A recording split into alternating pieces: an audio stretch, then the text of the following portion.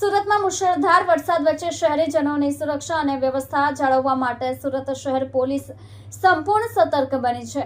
અતિભારે વરસાદના કારણે નિર્માણ પામતી પરિસ્થિતિઓને ધ્યાનમાં રાખીને પોલીસ વિભાગે ખાસ તૈયારી હાથ ધરી છે અને સીસીટીવી કંટ્રોલ રૂમમાંથી શહેર પર સતત નજર રાખવામાં આવી રહી છે।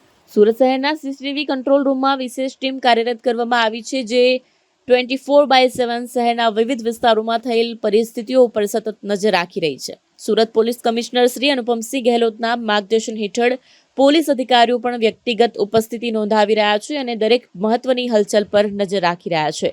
પોલીસ કમિશનર ગહેલોતજીએ જણાવ્યું છે કે શહેરના નાગરિકોની સલામતી અમારી પ્રથમ પ્રાથમિકતા છે। ભારે વરસાદના કારણે જો કોઈ પરિસ્થિતિ ઊભી થાય તો પોલીસ તંત્ર તાત્કાલિક કામગીરી માટે તૈયાર છે।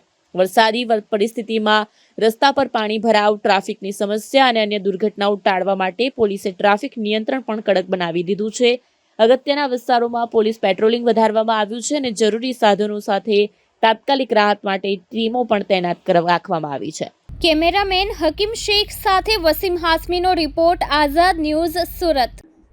છેલ્લા 2 દિવસથી સુરત શહેરમાં ખૂબ જોરોથી બારિશ થઈ, જેના લીધે જો નીચાણવાળા વિસ્તારમાં પાણી ભરાવાની સમસ્યા આવી છે।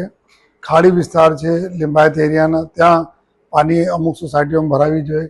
સલાબતપુરા વિસ્તાર, વરાછા, સારોલી, સરથાણા, આ બધા વિસ્તારો, મૈદરપુરા, ઘણી બધી વિસ્તારોમાં જો નીચાણવાળા વિસ્તાર હતા ત્યાં ખૂબ જ પાણી ભરાવાના લીધે લોકોના જો મુશ્કેલીઓ પડતી હતી। ટ્રાફિક નિયમનથી લઈને લોકો ઘરમાં ફસાઈ ગયા હતા। 4 ફીટ જેટલા તક પાણી ભરાયા હતા। તો તમામ સમગ્ર જો શહેરમાં પોલીસના અધિકારીઓ અને જવાનોને સૂચના આપવામાં આવી હતી કે તમામ લોકો રોડ ઉપર રહેશે અને એવા વિસ્તારમાં લોકોને મદદ કરતા રહેશે।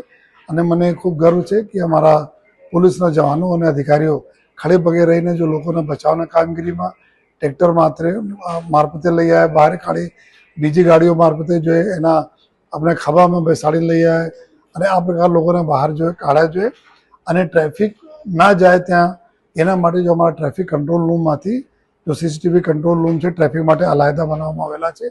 એનાથી સમગ્ર શહેરમાં ક્યાં ક્યાં રોડ રસ્તા બંધ છે, ક્યાં વધારે જો ટ્રાફિક છે એના નિગરાની કરીને અહીંયાથી જો પબ્લિક એડ્રેસ સિસ્ટમ છે એના મારફતે લોકોને સમજ પણ પાડવામાં આવી કે કઈ વિસ્તારમાં નહીં જાઓ અને કયા વિસ્તારમાં રોડ રસ્તાઓ બંધ છે એના સાવચેતી રાખો।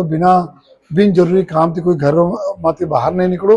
તો અમને ખૂબ ખુશી છે કે આપણે પ્રજાજનો અમારી વાતોનો માન આપીને બિનજરૂરી જો રોડ ઉપર નથી આવ્યા, જેના લીધે રોડના ટ્રાફિક નિયમનને બી પોલીસને આસાની પડી। અને અત્યારે અમે જોઈએ તો અમુક વિસ્તારોમાં હજુ પણ ખૂબ પાણી છે, ત્યાં વિસ્તારમાં આપણા કામગીરી ચાલુ છે। એના સિવાય બીજા વિસ્તારોની સ્થિતિ અત્યારે બરાબર છે પરંતુ છેલ્લા આવનાર 3 દિવસ ઓર જો ભારે વરસાદના આગાહી છે, જેના ધ્યાનમાં રાખી સમગ્ર ટ્રાફિક પોલીસ તંત્ર અને તમામ થાણાઓના પોલીસ તંત્ર એલર્ટ છે।